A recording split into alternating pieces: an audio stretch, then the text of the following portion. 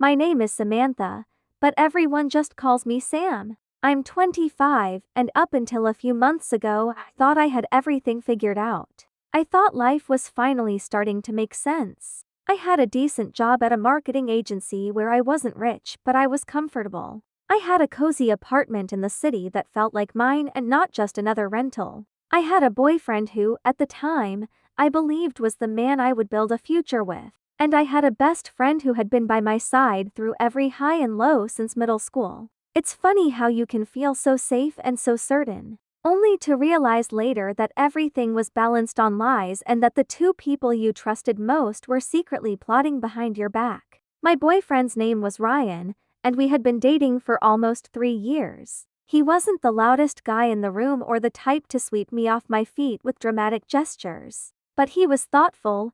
He remembered my coffee order without me ever having to repeat it. He'd bring home little snacks I loved when he stopped at the store. He was the type of guy who made life feel stable, at least that's who he pretended to be. Because beneath that image was someone I didn't recognize. My best friend was Hannah, a girl I trusted more than anyone else. We met in 8th grade and instantly became inseparable. We spent every lunch break together, went to every party side by side, even applied to the same colleges so we wouldn't be apart. Through heartbreaks and jobs and family drama, she was my anchor. My chosen sister, she knew things about me that even my parents didn't. She was the one person I swore would never betray me. And if anyone had told me what I would eventually discover, I would have laughed in their face. When I introduced Hannah to Ryan, I thought it would be perfect. I thought it would be amazing to have my boyfriend and my best friend get along. And they did, maybe too well. At first it seemed harmless. We'd have game nights where the three of us laughed until our stomachs hurt. We'd go on weekend trips to the lake and grill burgers while Ryan taught Hannah to fish. We'd stay up late watching movies with bowls of popcorn. I thought I was lucky. I thought I was building the kind of friend group dynamic people dream about. But then the cracks started showing. Small at first, so small I tried to ignore them. Ryan began spending more time glued to his phone, grinning down at the screen before quickly locking it whenever I walked into the room. I would tease him and say things like, "Who's your secret lover?" And he would laugh and kiss my forehead and tell me I was being paranoid. And maybe I would have believed him if it weren't for the way Hannah started changing at the same time. She stopped being so available. She suddenly had endless work projects or family obligations. She would cancel plans last minute with flimsy excuses. And when we did hang out, she was distracted, constantly checking her phone, constantly smiling at something I wasn't a part of. One night, the three of us went out for drinks at a bar downtown. I got up to use the restroom, and when I came back, I saw them leaning close together, whispering and laughing like they were sharing a private secret. The second they noticed me, they jumped apart like guilty kids caught red-handed. Hannah blurted out, "We were just talking about your birthday gift." But my birthday was months away and the excuse was so sloppy it only made my stomach twist tighter. I laughed it off in the moment, but inside something was breaking. I couldn't shake the feeling that something was very, very wrong. After that, the tension grew. Ryan would claim he was too tired to hang out, but then I'd hear from a mutual friend that he had gone out drinking. Hannah would say she was working late only for her Instagram story to show her at a bar across town. Every inconsistency built up until I couldn't ignore them anymore. My instincts screamed at me, but I kept telling myself, no, they would never. Ryan loves me. Hannah is like my sister. I'm imagining things. I'm being dramatic, but deep down I knew. The breaking point came one night when Ryan left his laptop open on the couch. I don't usually snoop, it feels wrong, but my hands moved before my brain could stop them. I told myself, if I don't find anything, I'll never check again. My palms were sweating as I opened his messages, and what I saw shattered me. There it was. Conversation after conversation with Hannah. At first it looked innocent, inside jokes, memes, casual talk. But then the tone shifted. Hannah had written things like, "Last night was amazing. I can't stop thinking about you. And we have to be careful. She's suspicious." My vision blurred as I scrolled further. Ryan's replies were just as bad. "I'll tell her eventually. I just need more time. You're worth the risk. I wish I could have woken up next to you instead of sneaking out. each sentence stabbed me in the chest. Every word was another knife twisting deeper. My best friend and my boyfriend, the two people I trusted most, had been lying to me and sneaking around behind my back, not just once, not a single mistake, but a full-blown affair that had been going on for weeks, maybe months. I felt sick. My hands were shaking so badly I almost dropped the laptop. My heart was pounding so loud it felt like the whole building could hear it. I didn't confront them right then. I couldn't. I was frozen between heartbreak and rage. Part of me wanted to scream, to call Hannah and demand answers, to throw Ryan's things into the street, but another part of me, the cold part, the calculating part, told me to wait, to think, to plan. Because if they thought they could betray me and get away with it, they were so wrong. They had no idea who they were dealing with. That night I lay in bed next to Ryan, who was sleeping peacefully like nothing was wrong,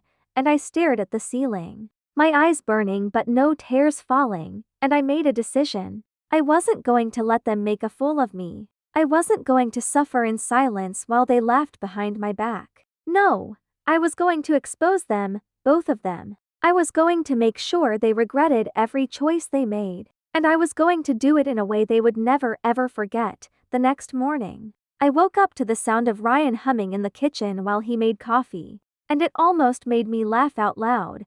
How normal he looked, how casual. As if the night before I hadn't discovered the truth about him and Hannah. As if my entire world hadn't just cracked open.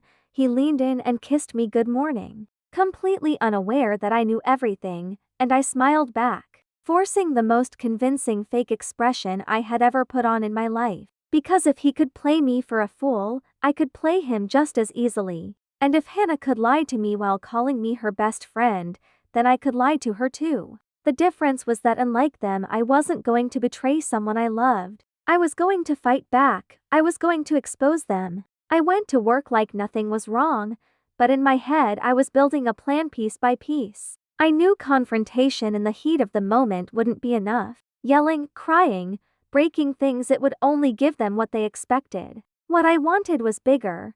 I wanted proof, undeniable evidence that would blow everything up in their faces so they couldn't twist the story. So they couldn't make me look crazy, so they couldn't downplay what they'd done. Because cheaters and liars are masters at rewriting history. They love to spin the narrative until you start doubting yourself, but not this time. I was going to collect everything and reveal it at the right moment. The first step was simple: keep my cool and act normal. If Ryan or Hannah sensed that I knew, they would get cautious, they'd delete messages, they'd go underground, and I needed them careless. I needed them thinking they were still fooling me. So for the next week I smiled, I laughed, I kissed Ryan, I texted Hannah like nothing had changed.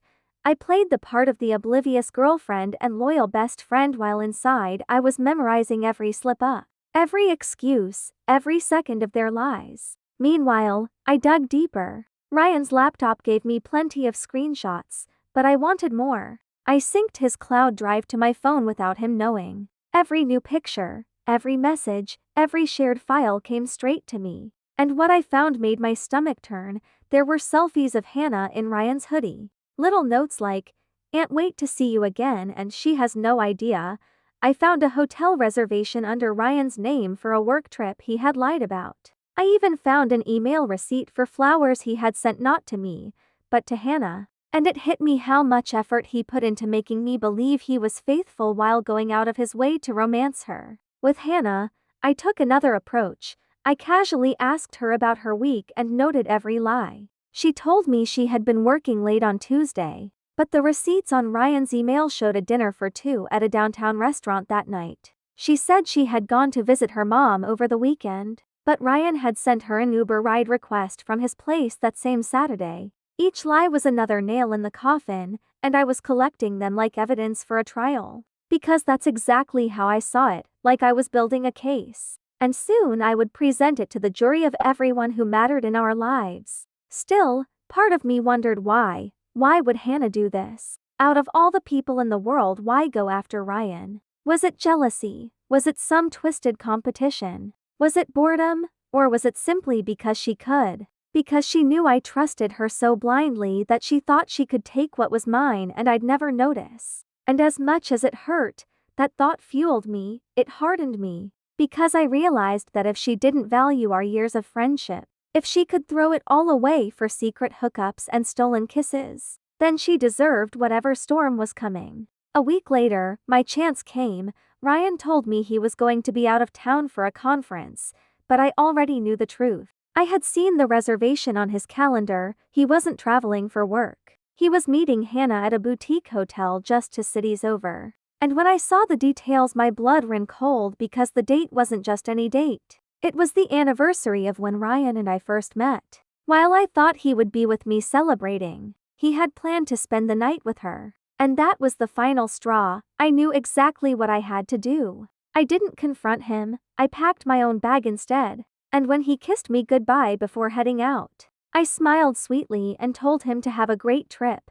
Then the second he left, I got in my car and followed, my heart pounding so hard I thought it might break through my chest. The drive felt endless. My fingers gripped the wheel until they ached. But finally I arrived at the hotel, and I parked far enough away that he wouldn't notice. Then I waited, and sure enough, not even an hour later I saw them, Ryan and Hannah, walking into the lobby together, their hands brushing, her head tilted toward him, both of them grinning like they were on some romantic getaway, and the sight of it nearly shattered me. But instead of breaking down, I pulled out my phone, zoomed in, and snapped photo after photo. Every smile, every touch, every lie caught in crystal clarity, proof that no one could deny. I followed them discreetly, my chest burning with anger but my steps steady. They checked into their room, and once again my phone was in my hand, recording, capturing, documenting every move they made. And as I stood there in that hallway,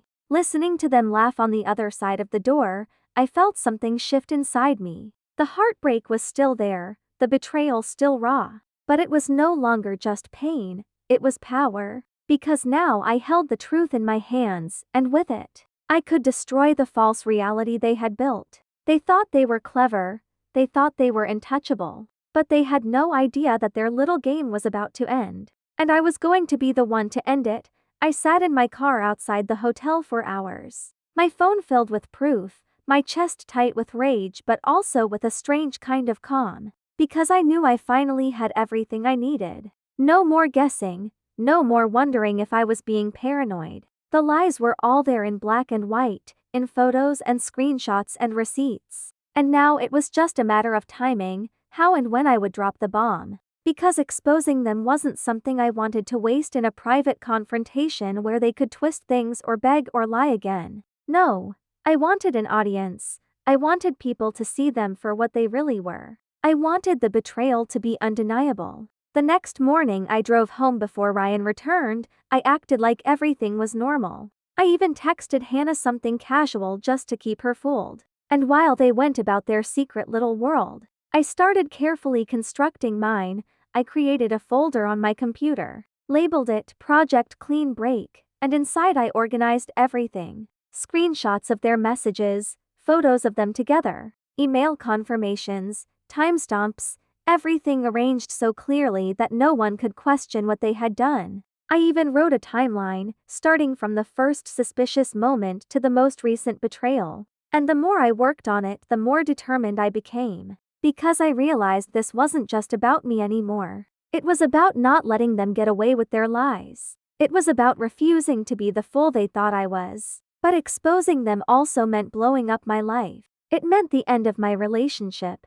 It meant losing my best friend. And for a few nights I lay awake staring at the ceiling wondering if I was strong enough. Because part of me still remembered the good times. The version of Ryan who tucked a blanket over me when I fell asleep on the couch. The version of Hannah who stayed up with me all night after my grandmother passed away. But then I would remember the messages, the laughter in that hotel hallway, the way they looked at each other when they thought I wasn't watching. And every shred of doubt turned into fire in my veins, and I knew I couldn't let this slide. So I planned it like a performance. I chose the stage carefully. Our friend group was planning a big dinner party the following weekend. It was supposed to be a celebration of a promotion one of our friends had gotten. Almost everyone we knew would be there, including Ryan and Hannah, of course. And I knew that was the perfect opportunity. The place where they thought they were safe, surrounded by mutual friends who adored them. The last place they'd expect to be exposed.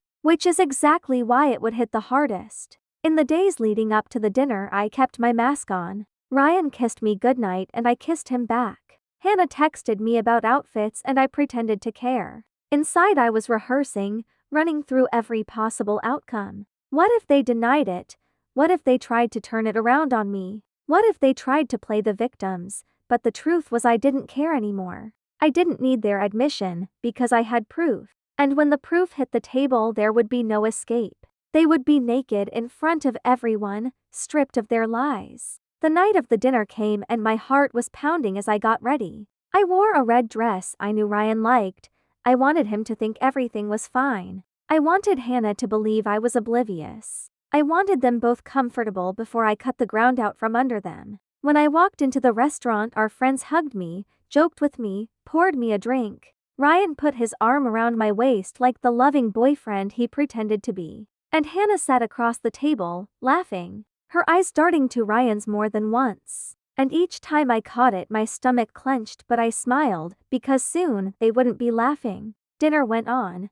Toasts were made. Everyone was buzzing with happiness, and then it was my turn. I raised my glass and said I had something to share too. And as every pair of eyes turned to me, I felt my hands steady. The nerves vanished, and in their place was ice. I pulled out my phone, connected it to the screen the restaurant had for slideshows. And in an instant the first photo appeared. Ryan and Hannah walking into the hotel together. The room went silent, forks frozen midair. And before anyone could speak, the next photo appeared. Them holding hands. The next one, them kissing in the hallway. Then screenshots of their messages. Hannah writing, "Last night was amazing." Ryan replying, "You're worth the risk." Message after message appearing on the screen like bullets. Each one louder than the silence in the room. Gasps filled the air. One of our friends whispered, "Oh my God," and Ryan's arm slid off my waist as if I were fire. Hannah's face drained of color, her mouth opening and closing without sound. Ryan stammered, "Sam, I can explain," but I cut him off. My voice calm and cold, I said, "No. You can't explain this. You lied to me, both of you. And you thought I'd never find out, but I did. And now everyone knows who you really are." Hannah reached across the table, tears welling up. She whispered, "Sam, please." But I pulled back. I said, "You were my best friend. And you threw it all away for him, for cheap hotel rooms and secret texts. You don't get to beg now." And the room was dead quiet. No one moved, no one defended them. Because the evidence was too clear, too raw. Ryan tried to speak again. He tried to twist it, saying it didn't mean anything. It was a mistake. But I laughed, the sound bitter and sharp. And I said, "A mistake is one night. Not months of lying, not sneaking around, not planning anniversaries with her instead of me. That's not a mistake. That's who you are." The looks on our friends' faces told me everything. They weren't buying his excuses. They weren't looking at me with pity. They were looking at Ryan and Hannah with disgust. And that was exactly what I wanted, for them to be seen for what they were. Not as the charming couple they pretended to be, but as the liars they were. I put my glass down, stood up, and said, "Enjoy each other. Because you've lost everyone else." Then I walked out, leaving the silence and their shame behind me. And though my legs were trembling, I felt taller than I had in years. Because I had taken back my power, because for once the truth was louder than their lies. The air outside the restaurant was cool, but my skin burned as I walked away. My heels clicking against the pavement like the closing gavel of a trial. My phone buzzing nonstop in my hand with messages from our friends. Some saying, "I'm so sorry, Sam." Others sending shocked emojis. A few simply writing "unbelievable," and I didn't respond to any of them. Because I didn't need to. The truth had already spoken louder than I ever could. I got in my car and sat there for a while, shaking. Not from regret but from the adrenaline that still pulsed through my veins. Part of me wanted to scream, to cry, to let out everything I had been holding in. But instead I just sat there, breathing, steadying myself, knowing that even though the confrontation was over, the aftermath was only beginning. Ryan tried calling me within minutes. his name lighting up my screen over and over again, and then Hannah's. Then both of them leaving voicemails that ranged from begging to raging. Ryan saying, "You didn't have to humiliate us like that. We could have worked this out privately," and Hannah saying, "Please just talk to me. I made a mistake. Don't throw away our friendship," but I didn't listen to all of it. I deleted them, because I realized they weren't sorry for what they did. They were sorry they got caught, sorry they couldn't keep their secret anymore. And that wasn't enough, it would never be enough. The following days were chaos. Ryan showed up at my apartment banging on the door, shouting my name, saying we needed to have a mature conversation, as if there was anything left to discuss. I didn't open the door, I didn't give him the satisfaction. I watched him through the peephole, saw the desperation in his eyes, and felt nothing but cold clarity. The man I thought I loved had chosen lies over me, and I wasn't going to let him drag me back into his web. Hannah tried too. She sent long paragraphs about how she had fallen for him without meaning to, how she never wanted to hurt me, how she still loved me like a sister, and each word made me sick. Because love doesn't stab you in the back. Love doesn't sneak behind your back for months. Love doesn't use excuses like, "just happened," because nothing about what they did just happened. It was chosen, again and again, every text, every meeting, every kiss. It was all a choice, and their choices had burned the bridge between us down to ashes. The group chat we all shared with our friends exploded. Some people cut ties with them instantly. Others tried to stay neutral but couldn't hide their disgust. One of our friends wrote, "You two are disgusting. Sam didn't deserve this," and another said, "If you could do this to her, you could do it to any of us," and I almost felt bad. Because Ryan and Hannah didn't just lose me, they lost everyone. But then I remembered the nights I cried myself to sleep thinking I was crazy for suspecting them. The gaslighting, the way they laughed together behind my back. And the guilt vanished, replaced with the satisfaction of knowing they were finally paying for what they had done. A week later I saw on social media that Ryan and Hannah had made it official,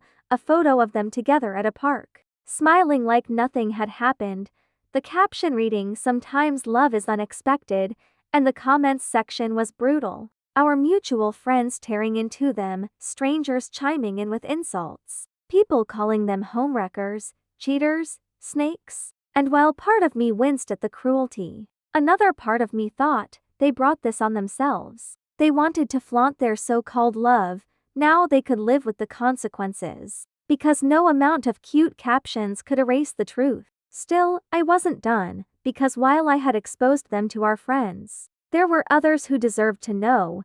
Hannah's family had always welcomed me like one of their own. Her mom once told me I was the daughter she never had, and the thought of her not knowing what her perfect daughter had done made me ache. So I sent her the screenshots, every one of them, with a short message that said, "I thought you should know who Hannah really is," and though she never responded, I later heard from a friend that Hannah's parents were furious, that they had confronted her, that her mom was heartbroken. And though I didn't take joy in their pain, I knew the truth mattered. They deserved to know who they were really dealing with. Ryan wasn't spared either. His sister had always been kind to me, always rooting for our relationship, so I forwarded her the hotel photos. And she replied within minutes, "Thank you for telling me. I'm ashamed of him," and that was enough. Because now they couldn't hide behind family loyalty either.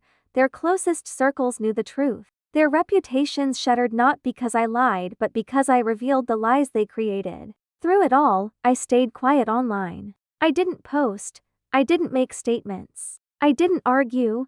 I let the storm rage without me. And it was the best decision I could have made. Because while they scrambled to defend themselves, while they tried to control the narrative, I stood apart, silent and strong. And in that silence was power, because they had already lost. And nothing they said could change that. But then something unexpected happened, a twist I didn't see coming. Because as much as I thought they would cling to each other after everything, the cracks started showing. Friends whispered to me that Ryan and Hannah were fighting constantly, that Ryan blamed her for pushing him into the spotlight, that Hannah accused him of not defending her enough. And I realized with a jolt that maybe they weren't going to last after all. Maybe their so-called love was built on the same lies they used to betray me, and if that was true, Then watching it crumble would be the final justice. I walked out of that confrontation with my head high. But the adrenaline in my body made my hands shake uncontrollably. And I couldn't tell if it was anger, pain, or some combination of both. But I knew one thing for sure: this wasn't the end, not by a long shot. Because people like Ryan and Hannah always thought they could talk their way out of the consequences. Always thought that if they played victim just enough, someone would believe them. And I wasn't about to let that happen, not after everything they had done to me. The following week was brutal because everywhere I went people looked at me differently, some with sympathy, others with curiosity. And then there were those who had clearly bought into Ryan's little sob story about how I had humiliated him out of spite. But the truth had a way of spreading, and slowly but surely the tide began to shift. Because screenshots don't lie and video clips don't lie, and memories of Hannah sitting in the audience with her face pale as paper didn't lie either. It became harder and harder for either of them to spin the narrative, and I watched as their shiny reputations crumbled piece by piece. And though it should have felt like enough, I wasn't satisfied. Because betrayal this deep doesn't just disappear with a few whispers in the hallway or awkward silences in the cafeteria. I wanted them to feel the weight of what they had done. I wanted them to taste the loneliness they had tried to feed me. And I wanted them to understand that I was not the kind of girl who would ever let anyone walk all over her. Then something happened that I didn't expect. Hannah showed up at my house one evening. Her eyes red and swollen, her hands shaking as she begged me to at least listen. And though my first instinct was to slam the door in her face, I didn't, because some part of me wanted to hear what she had to say. Maybe to get closure, maybe to get answers, or maybe just to prove to myself that I was stronger now. She cried about how Ryan had promised her things, how he told her he was only with me out of obligation, how he had painted me as clingy, controlling, overbearing.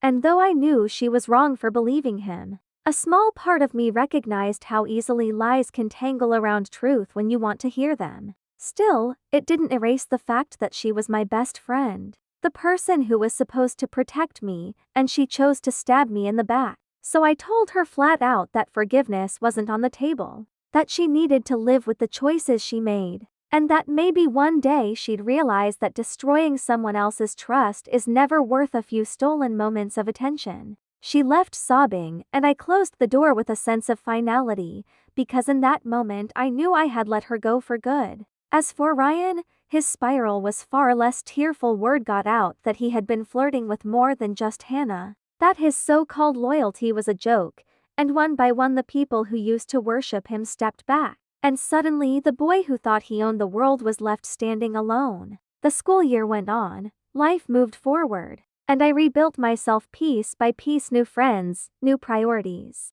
new confidence that wasn't tied to anyone else's validation. And for the first time in years I actually felt free. Months later, during senior year, I walked into prom with my head held high, my dress shimmering under the lights, surrounded by people who actually valued me for who I was, not for who they wanted me to be, and I caught a glimpse of Ryan sitting in the corner, his face empty, Hannah nowhere in sight, and in that split second I realized that I didn't hate them anymore. I didn't need to, because they had written their own endings, and I had rewritten mine. And that's when it truly hit me: betrayal had almost broken me. But instead it built me into someone stronger, someone who didn't fear exposure. Because I had already survived the worst kind of humiliation and come out standing tall. Ryan and Hannah may have stolen my trust, but I had stolen back my power, and in the end, that was the kind of revenge no one could ever take away.